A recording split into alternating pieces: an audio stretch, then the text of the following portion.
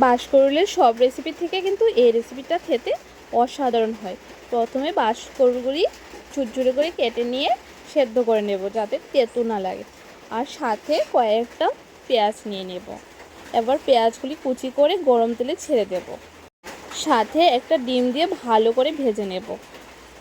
এবার ভাজা হয়ে গেলে এর মধ্যে সেদ্ধ করা বাঁশকরুলগুলি দিয়ে দেব।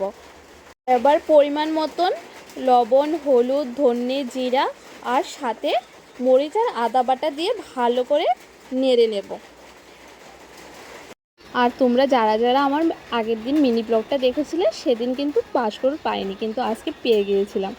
আর ভাবলাম তোমাদের সাথে রেসিপিটা শেয়ার করা যাক।